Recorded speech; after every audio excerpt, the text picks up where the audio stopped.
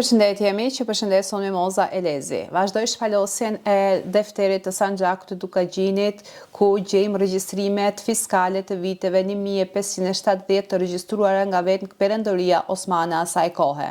Në këto regjistrime shohim në mënyrë të shkurtër dhe të përmbledhur strukturën e fshatrave, sa familje kishin në fshat, pra sa hani kishin në fshat, dhe shikojmë emrat e kryefamiljarëve, se në përgjithësi në këto dokumente janë mbajtur emrat e kryefamiljarëve, prodhime që kultivoheshin në këto fshatra, taksa që njerëzit paguanin. Pra kemi shënimet të prera dhe të shkurtra, por ne këtu nuk shikojmë vetëm shënimet. Gjithashtu ecim në një rrugë historike dhe shikojmë një mbijetesë nga kushte shumë të vështira në një kohë shumë të vështirë, në një territor shumë të vështira dhe se si kanë mbijetuar shqiptarët. Pra, jemi aty ku historia flet me regjistrimet e saj më të rregullta. Pra jemi aty ku historia nuk rrëfehet, por ajo regjistrohet me saktësinë e një administrate si që ishte administrata osmane.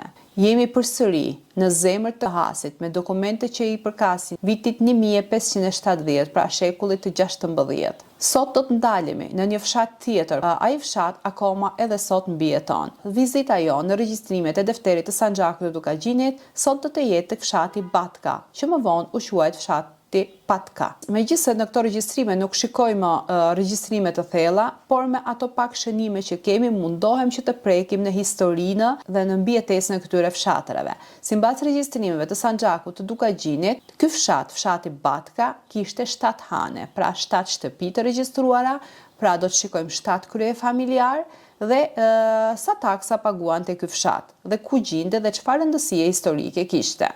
Dhe shikojmë që këtu kemi një strukturë të vogël të regjistruar, po aq sa e vogël ishte, aq edhe e shndrueshme ishte kjo strukturë. Këtu shikojmë një popull të rezistueshëm që ishte shumë i lidhur me tokën, me kullotat, pra me stanet dhe me ritmin e maleve. Pas këtyre shifrave të thata dhe të vogla të defterit të Sanxhakut të Dukagjinit, nuk qëndronte vetëm një fshat, por qëndronte një botë e tërë në presionin e një perandorie, ku jeta në këto vite dhe pikërisht në këto fshatra malor, në këto territore kaq të vështira, nuk ishte as pak e lehtë. Me gjithë kushtet e vështira ku familjet mundonin të mbijetonin, gjithashtu taksat e rënda të Perandorisë Osmane rëndonin rënd mbi supet e fshatarëve, të cilët ato në çdo mënyrë mundoheshin të jetonin, të mbijetonin dhe mos të braktisnin tokën e tyre, fshatin e tyre, ku ato jetonin që prej lashtësisë, që prej kohës ilire. Këtu shikojmë një shoqëri dhe një popull i cili mundohet të mbijetojë midis tokës dhe detyrimeve të rënda që ato kishin.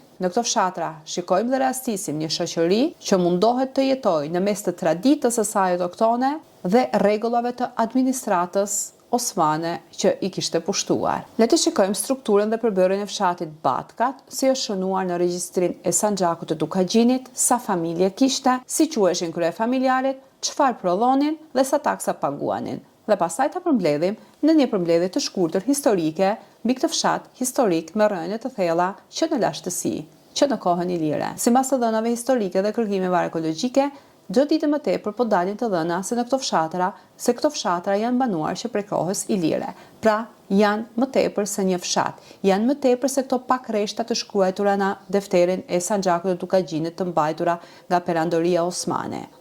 Le të shikojmë përbërjen e fshatit Batka. Mvaret nga Rudina, fshati Batka, që ashtu si fshatrat e tjerë mvaret nga Rudina. Ishte një fshat, siç e theksuam më parë, mbase me pak shtëpi, po me një rëndesë shumë të rëndë historike. Fshati Batka kishte 7 shtëpi, ku nga këto njëri ishte musliman, sepse duhej një musliman ose një njeri i konvertuar, një besimtar, një i krishteri kthyer në musliman, ose një familje muslimane e sjell aty nga Perandoria Osmane, që ishte e plot fuqishme dhe ajo do të mblidhe taksat dhe do të jepte të dhëna të sakta, do të mande regjistrimin për Perandorinë Osmane, sepse në bazë të saj do të mblidheshin të ardhurat e bujqësisë dhe blegtorisë dhe do të dijej patjetër sa djem do të kishte në këtë fshat që do të merreshin për ushtar, sa më të rregullt të ishin administratorët, pra shërbëtorët gulam të Perandorisë Osmane, aq më në avantazh dhe më qartë do të ishte Perandoria Osmane. Pra shikojmë, kemi Mustafa Memi, që e kemi në ç në fund, do të thotë që ky ishte çiftliqar. Pra ky ishte çiftlik, që ishte administrator aty. Andre Gika, Tola Koka, Koka Gjoni, Tola Gjoni, Jaqa Doçi, Gjon Koka, ishte beqar, ai që ka më në fund është beqar, Kola Gjergji, Gacbaci nga fshati Helmshan. Pra, Gacbaci pas ka emigruar nga fshati Helmshan dhe është vendosur në këtë fshat. Tu kemi një shënim që thot Bashtina Alibeut në dorën e Ahmet Hasanit nga fshati Golan. Pra, këtu kemi një përmbledhje të shkurtër dhe në defterin e vitit 1591 përmendet me emrin Patka dhe kjo gjendet në faqen 42. Ne jemi në faqen e përkthimit të defterit të Sanxhakut të Dugaxhinit në faqen 179. Dhe si që shikojmë, ky fshat i përkiste timarit të gazit Saraskerit. Si që shikojmë, ky fshat i përkiste timarit të gazit të Saraskerit. Pra duke parë që këtu kemi familjarët autokton që jetojnë prej lashtësisë deri në këto kohë. Autoktonët këtu nuk janë administratorët dhe qiflikjarë, por janë punëtorë dhe shërbëtorë në vendin e tyre, në shtëpinë e tyre që punojnë për administratën osmane. Pra kjo ishte një përmbledhje e shkurtër mbi të dhënat që kemi momentalisht në defterin osman mbi fshatin Patka, pra gjithashtu do të shikojmë se sa taksa paguan të ky fshat. Pra të ardhurat kishin një spengje që ishin taksat e domosdoshme të çdo familje të krishterë dhe taksat e çiftit ishin taksat i spengja dhe taksat e çiftit ishin 247 akçe. Për një bar grur paguaj 50 akçe. Për 2 bara ujem paguheshin 40 akçe. Për 5 metre musht paguheshin 50 akçe. Taksa e govatës, pra govata është ajo govata e madhe që kafshët pinin ujë. Paguaj 10 akçe. Taksa e barit 35 akçe. Taksa e perimeve 14 akçe. E dhjeta e bletëve 15 akçe. E dhjeta e lirit 6 akçe. Vlera e kashtës 18 akçe. Një abeti, taksa e martesës dhe të tjera 15 akçe dhe shuma totale 500 akçe. Pra për një fshat kaq të vogël, në kushte jetese kaq të vështira, detyroheshin që të paguanin këto taksa për perandorinë osmane. Banorët e këtyre fshatrave, si të gjithë banorët e fshatrave rreth Sahasit dhe të Sanxhakut të Dugaxhinit, ishin të detyruar të paguanin disa taksa të ndryshme.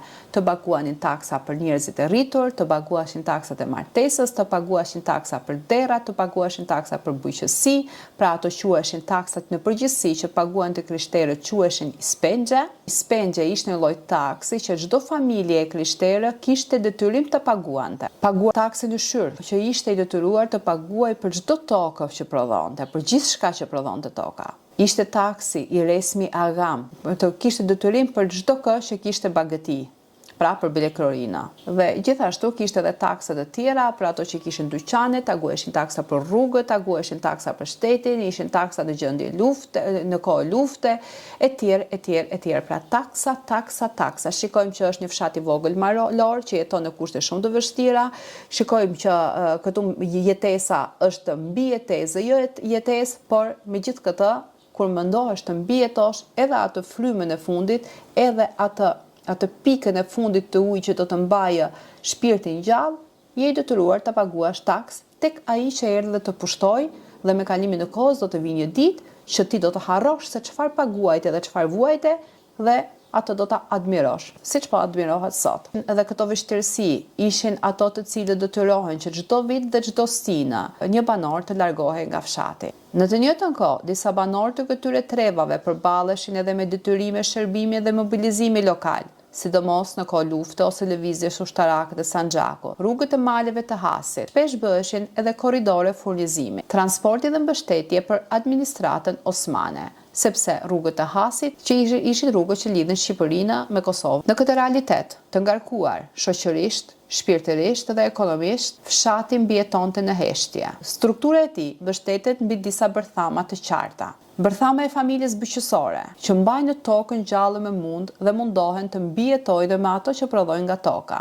Mahalla e blegtorëve, të cilët ato janë sezonal dhe lëvizin sipas sezonit, po për të mbijetuar. Familje të lidhura me familjet bajraktare, pra më të ngritura që këto e shikojmë më qartë sidomos në shekullin 18, në shekullin 19. Dhe gjithashtu, këtu kemi edhe familje të vogla të cilat janë të shpërndara në terrene të pjerta të ndryshme. Po gjithashtu në çdo fshat të Hasit, shikojmë që lidhjet familjare në mes tyre janë shumë të forta dhe të patundshme, dhe kudo funksionon kanuni i lumës dhe zakoni i maleve. Këtu shikojmë një rënd të heshtur, por të qëndrueshëm. Pra, pam të dhënat që kemi këtu, dhe patjetër që në të ardhmen do të vazhdojmë me fshatin Rodos, që është një fshat i zhdukur, një fshat i humbur, por tani të bëjmë një përmbledhje të shkurtër për fshatin Batka. Pra pam në këto regjistrime fshatin Batka, që më vonë është regjistruar fshati Patka. Me kalimin e kohës, bota e këtij fshati do të fillojë të ndryshojë. Në fund të shekullit të 17 dhe në fillim të shekullit të 18, rëndesa e rëndë ekonomike dhe kushtet e vështira të jetesës, si dhe pra presioni ekonomik i perandorisë osmane, do të ishte një nga faktorët kryesor që do të bënte që nga ky fshat të bëheshin emigrime dhe të zbrazej. Të bëheshin emigrime dhe fshati javash të binte në heshtje. Disa nga këto familje të këtij fshati largohen dhe disa vendosen në fshatra të tjerë të luginës së Hasit. Dhe sot në kohën moderne, në kohën tonë, Patka mbetet një fshat me gjurmë të forta historike, me një popullsi të zvogëluar, ashtu si shumë fshatra të tjerë të luginës së Hasit. Nuk është zhdukur, por ka ndryshuar formën e tij, ashtu si edhe vetë kryefamiljarët, që kanë ndryshuar identitetin e tyre, sepse koha ka ndikuar rëndë mbi to. Dhe kështu që nga një faqe e thjeshtë të defteri, lexojmë një histori të rëndë, me një ekonomi të mbingarkuar nga detyrimet e kohës, një shoqëri që rezistonte dhe mundonte të mbijetonte në male, një shoqëri që mundonte të trashëgonte gjurmët të saj të historisë, që i kishte mbartur që nga lashtësia. Dhe Barta është akoma një kujtesë që ende jeton në heshtjen e luginës së Hasit, ashtu si shumë fshatra të tjerë. Pra sot, me një përshkrim të shkurtër, me pak regjistrime që arritëm të gjejmë në sanxhakun e Dukagjinit, u njohëm me këtë fshat të vogël, me fshatin Batka, por me një histori të madhe. Ju faleminderit të gjithëve për ndjekjen. Ato që i quajnë të vyera programet e mia mund t'i ndajnë në faqet e tyre sociale. Regjistrimet do të jenë të shkurtëra fshat për fshat, që t'i njohim sa më mirë fshatrat, që t'i gjejmë dhe t'i nxjerrim në dritë dhe ato emra fshatrash të cilët janë zhdukur. Faleminderit për ndjekjen dhe mirupafshim në programin tjetër ku do të jemi me fshatin Rodos.